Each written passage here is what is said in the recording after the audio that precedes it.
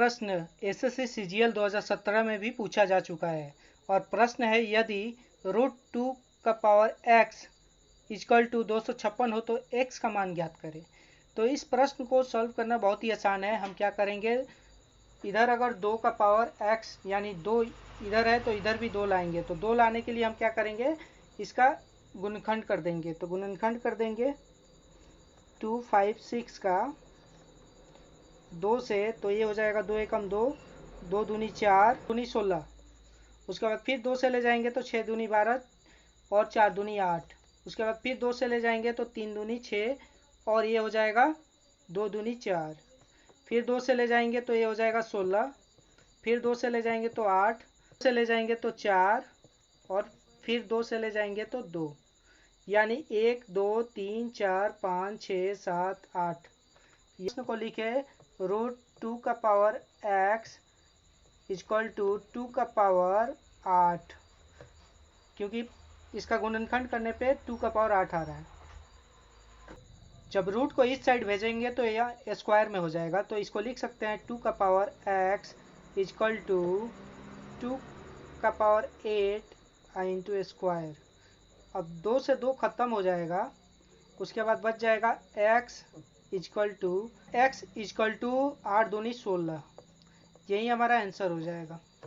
वर्गमूल के इस प्रश्न को देखेंगे। इस प्रश्न में कह रहा है यदि a इक्वल टू 5 + 2 √6 हो तो √a - 1/√a का मान क्या होगा।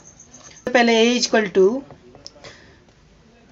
इसको हम लिख सकते हैं 3 + 2 प्लस 2, इसको लिख सकते हैं इंटू √3 इंटू √2।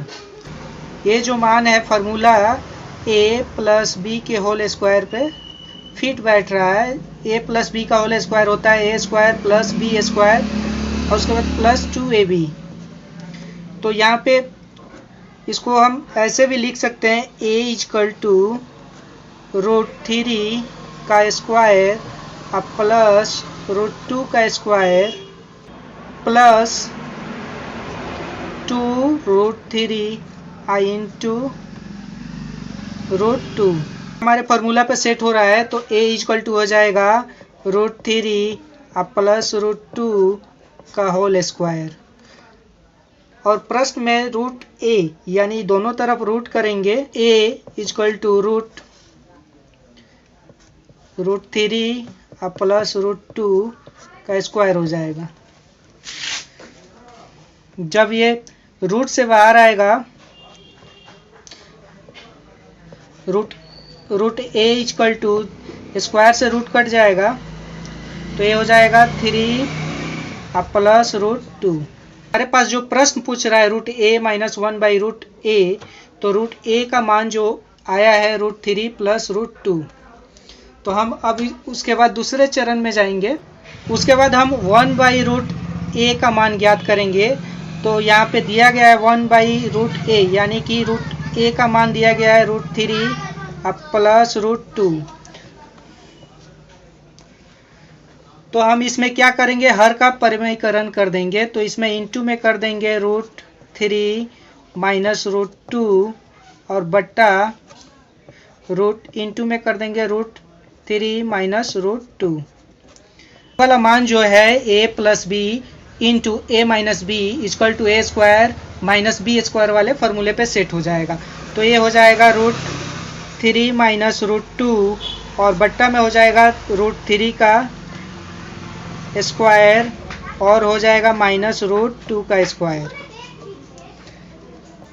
तो ये हमारे पास निकल के आ जाएगा √3 माइनस √2 और बट्टा में हो जाएगा 3, रूट स्क्वायर से ख़त्म हो जाएगा तो -3 माइनस 2 हो जाएगा।